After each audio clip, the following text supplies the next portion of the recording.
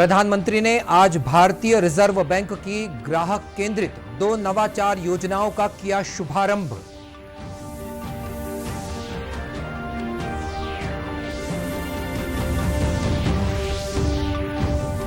आजादी का अमृत महोत्सव के तहत जनजातीय मामलों से संबंधित मंत्रालय देश भर में कार्यक्रमों का करेगा आयोजन।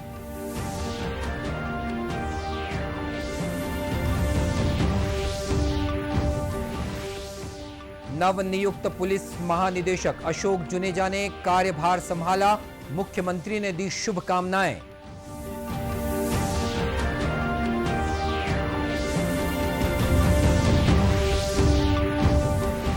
और राष्ट्रीय कोविड टीकाकरण अभियान के तहत देश में अब तक लगाए जा चुके हैं 110 करोड़ 79 लाख से अधिक कोविड रोधी टीके।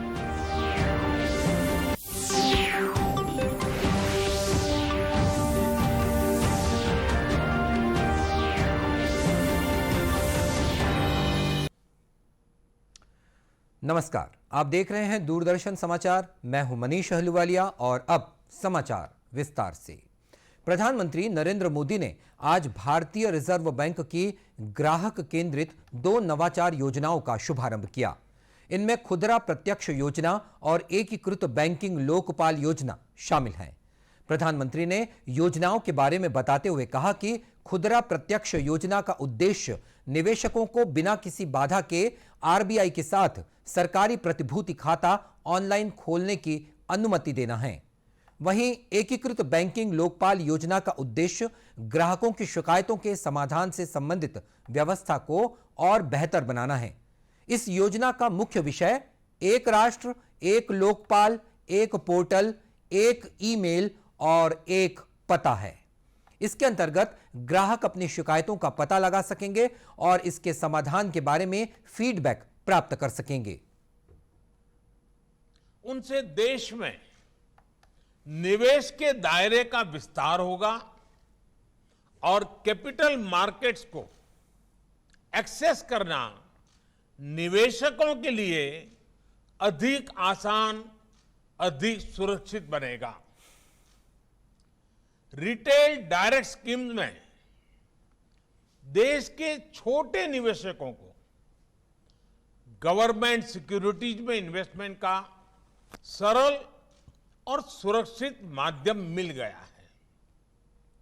इसी प्रकार इंटीग्रेटेड अम्बड्समैन लोकपाल स्कीम के बैंकिंग सेक्टर में वन नेशन वन एम्बड्समैन ये सिस्टम ने आज साकार रूप लिया है।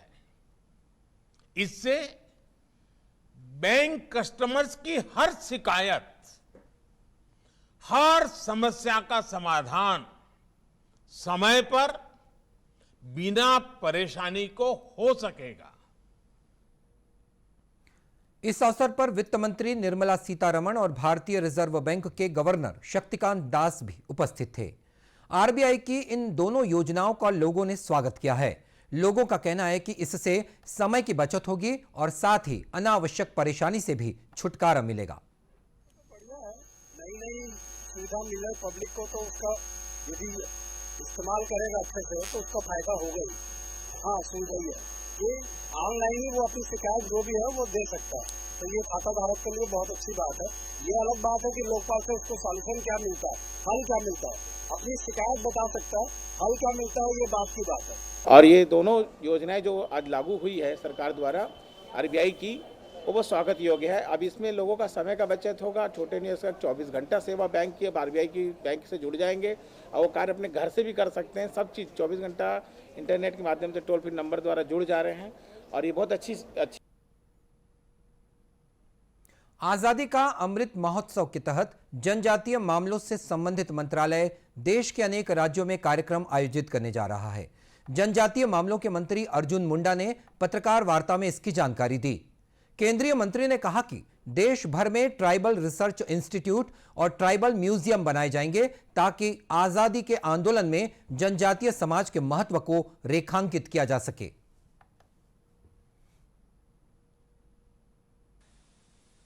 राज्य में एक एक ट्राइबल रिसर्च इंस्टीट्यूट भी बने और ट्राइबल म्यूजियम भी बने और ऐसे आंदोलनकारी जिन्होंने अपने आप को समर्पित करके देश को आज़ादी करने में भूमिका निभाई है, उसको लोग जाने।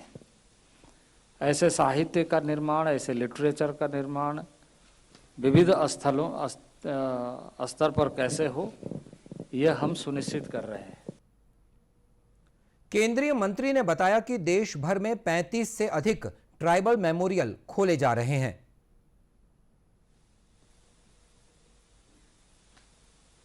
जो कार्यक्रम है, हम लगभग पूरे देश में 35 से अधिक ट्राइबल मेमोरियल बना रहे हैं, जो कुछ बन चुके हैं और उन सारे ऐतिहासिक तथ्यों को रिसर्च बेस करके सामने लेकर के आ रहे हैं। क्योंकि ट्राइबल मूवमेंट या ट्राइबल के जो भी संघर्ष आज़ादी के समय में हुए हैं, उसका एक पक्ष है कि जनजातीय समाज अनुभूति रखता है, जनजातीय समाज जानकारी रखता है, क्योंकि उनके ओरल हिस्ट्री बहुत मजबूत है। गीतों में, संगीतों में, कार्यक्रमों में उसकी चर्चा करते हैं। लेकिन कई बार ऐसा देखा गया कि उसका ऐसी चीज़ों की कमी रही है उन दिनों की, क्योंकि उस समय के लेखक, उस समय के डॉक्यूमेंटेशन करने वाले लोग इन सारी बातों को नज़रअंदाज भी किया है। इसको हम बृहद स्वरूप दे रहे हैं। गौरतलब है कि केंद्र सरकार ने 15 नवंबर को भगवान बिरसा मुंडा की जयंती को जनजातीय गौरव दिवस के रूप में मनाने का फैसला किया है। मुख्यमंत्री भूपेश बघेल ने कहा है कि पंथी नृत्य के जरिए छत्तीसगढ़ की सांस्कृतिक पहचान अंतर्राष्ट्रीय स्तर पर बनी है। चाहे पंथी हो या पंडवानी हो, छत्तीसगढ़ की सुंदर सांस्कृतिक परंपरा रही है और इस सांस्कृतिक परंपरा पर हमें गौरव है। ये बात मुख्यमंत्री ने पद्मश्री डॉक्टर राधेश्याम बारले के भिलाई में आयोजित अभिनंदन समारोह में कही। उन्होंने समारोह में डॉक्टर राधेश्याम बारले का अभिनंदन करके उन्हें पद्मश्री सम्मान से सम्मानित होने पर शुभकामनाएं दी। श्री बारले ने दूरदर्शन समाचार को कहा कि वे ताउम्र पंथी नृत्य के परंपरागत रूप को प्रोत्साहन देने का काम करते रहेंगे। सरकार ने इस लायक बना दिया ताकि मैं पंथी नृत्य को लेकर के पूरे विश्व के कोने कोने तक जाऊं और पंथी को एक नई ऊंचाइयां देने में मेरे मुख्य योगदान रहेगा। और मैं यही चाहता हूं कि भविष्य में अपने आधुनिकता के साथ साथ में अपने परंपरा को, अपने पूर्वजों की जो विधा है पंथी नृत्य, उसको न भूल करके अपने पारंपरिक जो विधा, हमारे बुजुर्गों का जो विधा है, उसे आगे बढ़ाया जाए। और इस पंथी नृत्य के माध्यम से भी, और पंथी नृत्य को लेकर के जो मिलावट है, वो मिलावट नहीं होना चाहिए। परंपरा को जीवित रखने के लिए हम लोगों ने पंथी नृत्य को नया प्रशिक्षण के माध्यम से, एक नया शिविर लगाकर के माध्यम से उसको आगे बढ़ाने का काम करेंगे। वहीं मुख्यमंत्री ने रायपुर के पद्मश्री से विभूषित सूफी गायक और संगीतकार मदन सिंह चौहान के निवास पहुंचकर उनसे मुलाकात की। मुख्यमंत्री ने कला के क्षेत्र में उल्लेखनीय योगदान के लिए श्री चौहान को पद्मश्री अलंकरण से नवाजे जाने पर उन्हें हार्दिक बधाई और शुभकामनाएं दी। पद्मश्री मदन चौहान का मुख्यमंत्री ने शॉल और श्रीफल भेंट कर सम्मान किया। श्री चौहान ने दूरदर्शन समाचार को अपने सफर के बारे में जानकारी दी। इन विधाओं में बहुत काम किया और काफ़ी अरसा लगा। आज देखो भी मेरे को 74 साल की उम्र हो रही है। इस मुकाम पे आके, इस उम्र में आने के बाद ये मुकाम हासिल हुआ, ये वाला जो है। गौरतलब है कि हाल ही में राष्ट्रपति ने श्री बारले और श्री चौहान को पद्म पुरस्कारों से सम्मानित किया है। नवनियुक्त पुलिस महानिदेशक अशोक जुनेजा ने रायपुर स्थित पुलिस मुख्यालय में कार्यभार ग्रहण किया। निवृत्तमान पुलिस महानिदेशक डीएम अवस्थी ने उन्हें कार्यभार सौंपा और शुभकामनाएं दी। नवनियुक्त पुलिस महानिदेशक श्री अशोक जुनेजा ने मुख्यमंत्री भूपेश बघेल से आज शाम यहां उनके निवास कार्यालय में सौजन्य मुलाकात की। मुख्यमंत्री श्री बघेल ने उन्हें नवीन दायित्व के लिए बधाई और शुभकामनाएं दी हैं। और समाचार का सिलसिला आगे भी जारी रखेंगे। फिलहाल लेते हैं एक छोटा सा ब्रेक।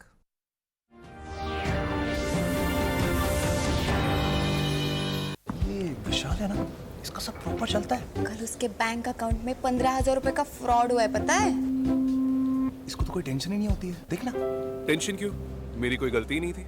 फिर भी फ्रॉड होने पर मैंने तुरंत बैंक को इन्फॉर्म कर दिया। आरबीआई कहता है अगर आपके अकाउंट से किसी ने धोखे से पैसे निकाले हैं तो बैंक को जल्द से जल्द इन्फॉर्म कीजिए। 3 दिन के अंदर इन्फॉर्म किया तो कोई नुकसान नहीं होगा। जितना लेट करोगे उतना ज्यादा नुकसान। और सुन, सब चलता नहीं है, प्रॉपर चलाना पड़ता है। आरबीआई कहता है जानकार बनिए, सतर्क रहिए।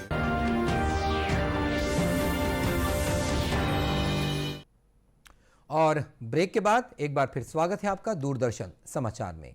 राष्ट्रीय कोविड टीकाकरण अभियान के तहत देश में अब तक 110 करोड़ 79 लाख से अधिक कोविड रोधी टीके लगाए जा चुके हैं। पिछले 24 घंटों में 53,81,000 से अधिक लोगों को कोरोना का टीका लगाया गया और इस बीच कल कोविड के 12,000 से अधिक नए रोगियों की पुष्टि हुई है, जबकि 13,000 से अधिक रोगी स्वस्थ हुए हैं। स्वास्थ्य मंत्रालय के अनुसार देश में स्वस्थ होने की दर 98.26% है। इधर प्रदेश में कल 27,695 सैंपल्स की जांच की गई, जिसमें से 26 लोग कोरोना संक्रमित पाए गए। वहीं 7 जिलों में कोरोना के एक भी सक्रिय मामले का पता नहीं चला है। बताया जाता है कि इन जिलों में टीकाकरण लगभग पूर्णता की ओर है। केंद्र सरकार बलरामपुर जिले में किसानों को दोगुनी आय उपलब्ध कराने लाख बीजों का वितरण कर रही है। यहां भारतीय वानिकी अनुसंधान एवं शिक्षा परिषद द्वारा जिले में लाख की खेती को वैज्ञानिक तरीके से बढ़ावा देने के लिए किसानों को लाख बीज का मुफ्त वितरण किया जा रहा है। किसानों का कहना है कि अब वे परंपरागत खेती के साथ ही लाख की खेती भी करेंगे। यहाँ पर लाख की खेती के लिए प्रशिक्षण पहले दिया गया था, जो अभी किसानों को बीज वितरण हो रहा है, जिसको 60 मैस की जाली में भरकर पेड़ों पे बांधना है और इसको 21 दिन बाद छोड़कर के रॉ मटेरियल को छील के बेच देना है और यह फसल 8 महीने बाद तैयार होकर मिल जाएगी। ये लाख की फसल 8 माह और 4 माह की होती है।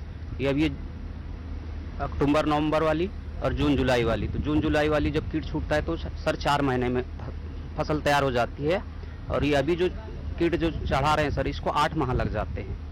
ये किसानों को अभी बीज जो है सप्लाई कर रहे हैं और किसानों को पेड़ों पर 60 मैस की जाली में भरकर बांध करके बीज को चढ़ाया जा रहा है।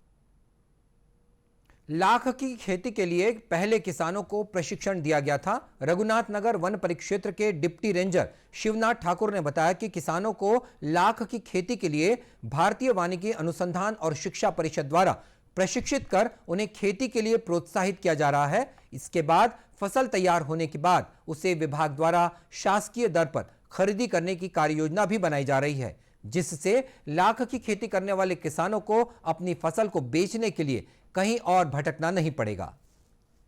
देहरादून के द्वारा हमारे क्षेत्र रघुनाथ नगर में 7 ग्राम को चयन किया गया है, जिसमें 1257